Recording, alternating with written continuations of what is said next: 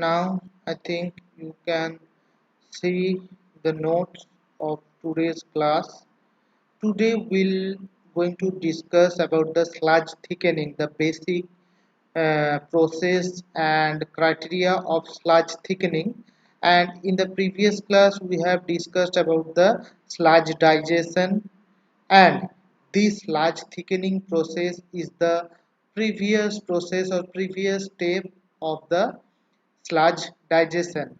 Now sludge thickening is nothing but this is a simple process that is by which sludge or the liquid waste from the water treatment plant or wastewater treatment plant, the liquid waste is actually make more concentrated by removing the water or by reducing the amount of water present in the sludge.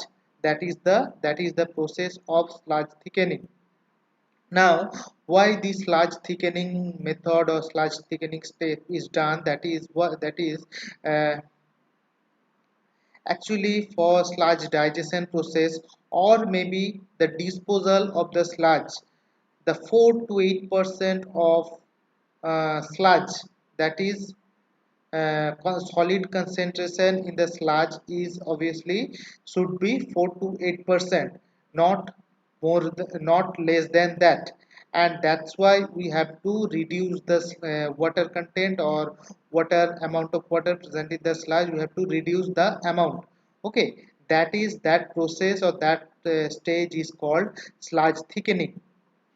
Now this thickening may be done by two methods, that is thickening and dewatering. Thickening is nothing but to make the sludge more concentrated or make thick, and dewatering is the process by which the water content or the water present in the sludge uh, is to be reduced, that is dewatering. The main principle of these two method is mostly same, and in both the methods the main uh, aim is to reduce the amount of water. But by thickening we have to increase the amount of solid concentration or amount of solid, and by dewatering we have to reduce the amount of water. That means in both the cases we have to increase, we have to thick or concentrate the amount of sludge. But by thickening we have to increase the amount of solid, and by dewatering we have to reduce the amount of water.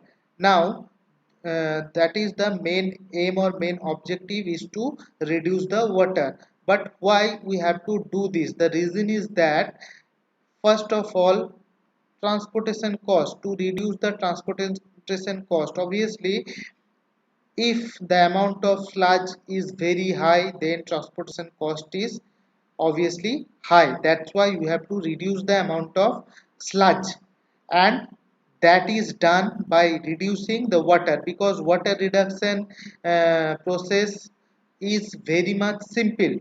You may just evaporate the water by a plain ground also. By that you may reduce the amount of water. But if that water is present in the sludge, then obviously the amount of sludge is vast, and the transportation cost is that high. That's why we have to reduce the amount of sludge by this sludge thickening process. Then improvement the sludge handling condition. That means obviously all these conditions are related or dependent on the amount of sludge. That means if the amount of sludge is high, then handling of that sludge is very much complex or very tough. That's why this is another reason. And now increase the sludge heating capacity. Now if the amount of water in a sludge is high, then we have to give more energy or apply more energy, more heat energy to heat the sludge. In case of other processes, other digestion process maybe, or maybe in case of disposal stage. and if the amount of water is less, then you have to apply less amount of energy, less amount of heat energy in case of heating. That's why you have to increase the sludge heating capacity. We have to reduce the amount of water. Now next reason is that to increase the opportunity of land disposal. That means if the there is more amount of water, that means the sludge is in liquefied condition or in liquid condition, then we cannot dispose all the sludge in a land on the land, but we have to, then you have to go for the disposal process into some water body, and that is very much hazardous for environmental condition. That's why nowadays this land disposal on of sludge or waste product, obviously not only the sludge waste but all the waste product, we are going towards the land disposal process.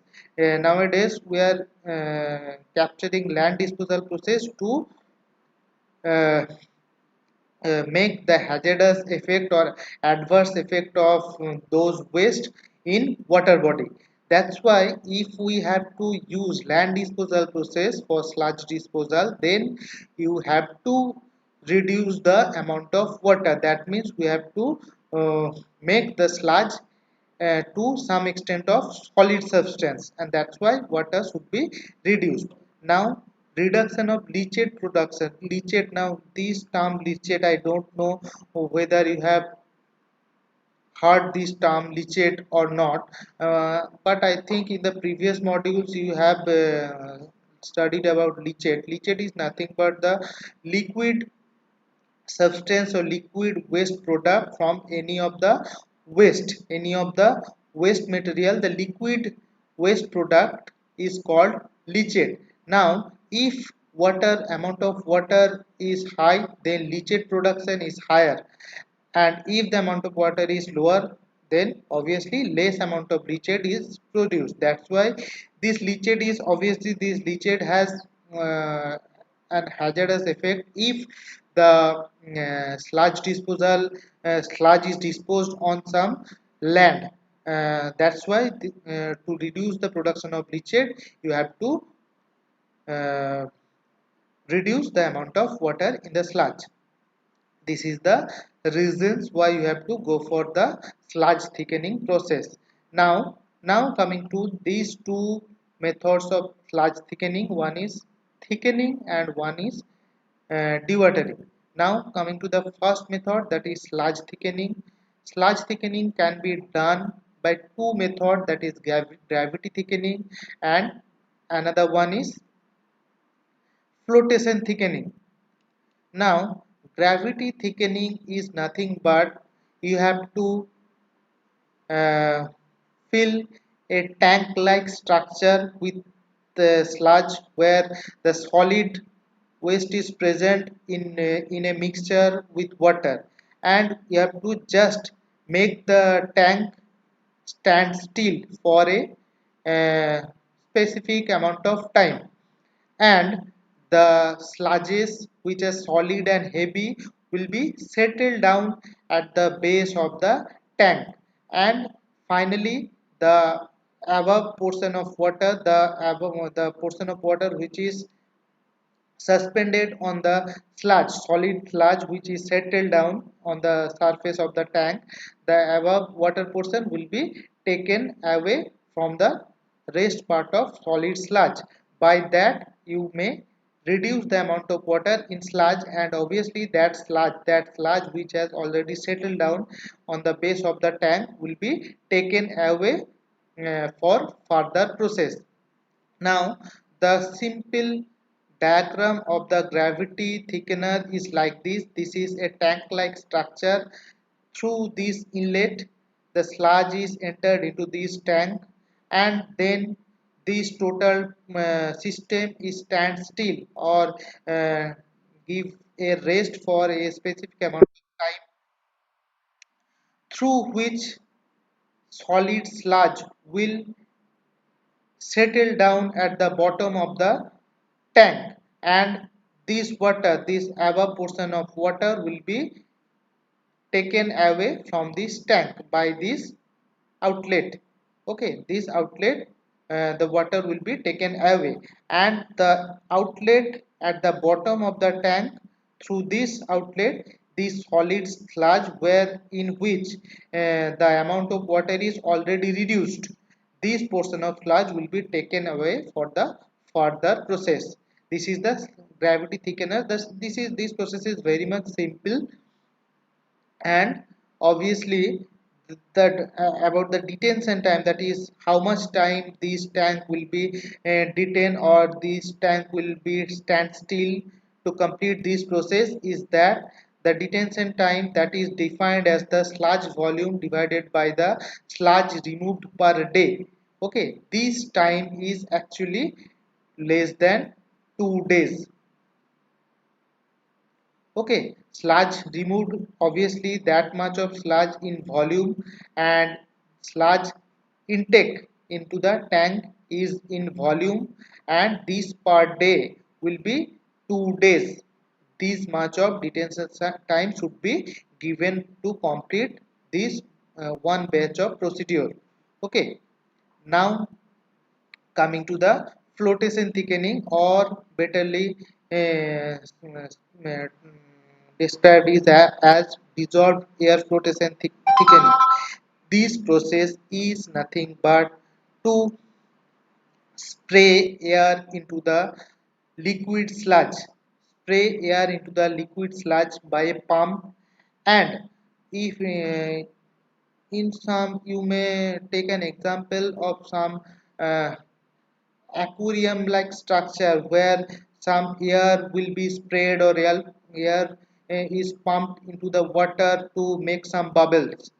And if the water is not pure, or if the water is wastewater, then this air will uh, produce a large number of bubbles with some layer of this solid sludge on the surface of the sludge. Obviously, at that time when this process is completed, the surface of the sludge will be thickened, and there will be a large number of bubbles for this process, and the lower portion will be thinner, and there the amount of water will be more in the lower portion. And obviously the upper portion of the sludge, or the thickened sludge, will be collected by hand or by some mechanical process, and the lower portion of water will be taken away from the this flotation thickener. Okay, this is the process, that is by entering air bubbles, you have to make large number of bubbles, and those bubbles will be floated on the surface of the sludge, and that surface will be thickened for this bubble forming. This is the flotation thickening. Now coming to the sludge dewatering. Now there are different process for sludge dewatering, different numbers of process for sludge dewatering, but for your syllabus we are just discussing about the sludge drying bed. This is one of the method of sludge dewatering. In your syllabus only this method is taken for your discussion, and I am only discuss this one because maybe in the next semesters, if you will have some environmental engineering class, then sludge dewatering may be there in a depth, but in for your case only sludge drying bed is emphasized in your syllabus. That's why I am going to discuss only this process, that is sludge drying bed. There are several processes for sludge dewatering. Okay, now before going to the sludge drying bed, the basic method of sludge dewatering is nothing but to reduce the moisture content, or to reduce the water, so that the sludge can be disposed, or can be used for further process. uh, and obviously the reasons are this is the total complete or combined reasons for these two method, or in a single way this is the sludge thickening method. These are the reasons. And coming to the sludge dewatering, the objective is a moisture content of 60 to 80% by sludge dewatering. That means you may able to reduce 20 to 40% amount of water from the sludge, and this is you have require this much of reduction for different disposal methods. Now, sludge drying bed is nothing but a simple method. This method can be done in a open ground, and an open ground is divided into different. Yes, okay, now proceed to the lesson. Now sludge drying bed is nothing but a open ground with some partitions of soil, like a uh, paddy field, like open ground. Okay, and this method is solely dependent on the principle of drainage and evaporation. That means as the ground is open, uh, there is no layer on the ground, layering of any concrete or something else. The drainage or the percolation of water into the ground is possible, and obviously as there is no layer on the surface of the sludge, or above the surface of the sludge, the evaporation due to the air flow and the sun ray, actually heat of the sun ray, the evaporation is also possible. These two process is helpful for this sludge drying bed. This is very much simple process and economical also. You just have to make a ground with some closed border or maybe some open border. You have to just take all the sludge into that portion of ground, and take that sludge or leave that sludge for a specific amount of time. Through this time, the drainage or percolation of water from the sludge to the ground, underground, will be occurred, and the evaporation of water will be occurred. Both phenomenon, that is drainage and evaporation, will reduce the water content or amount of water in the sludge.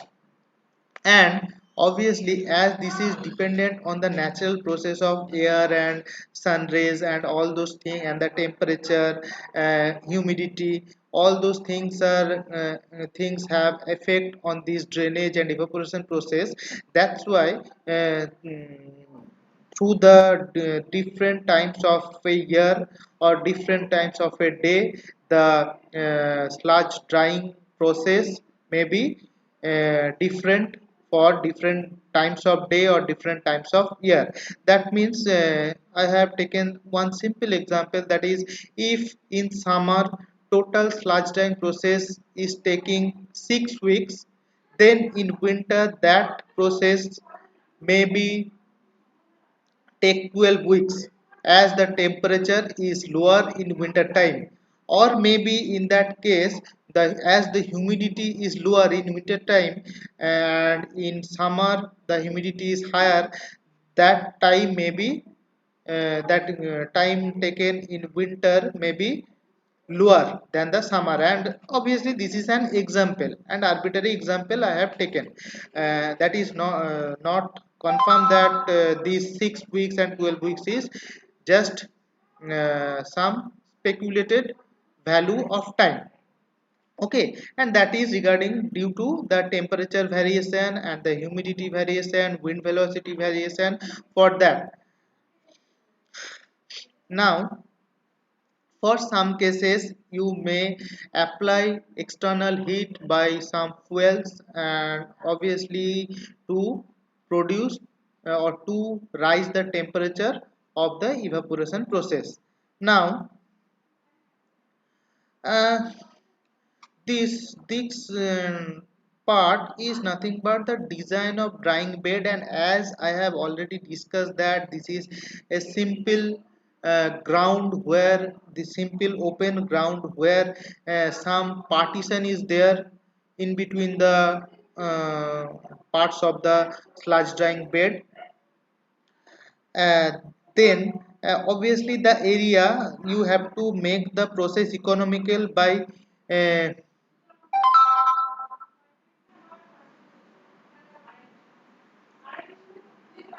taking area of height where the height of embankment is 12 to 14 inches. Under drains means there are separations of drains. Separation the each separations will having a drain in between them.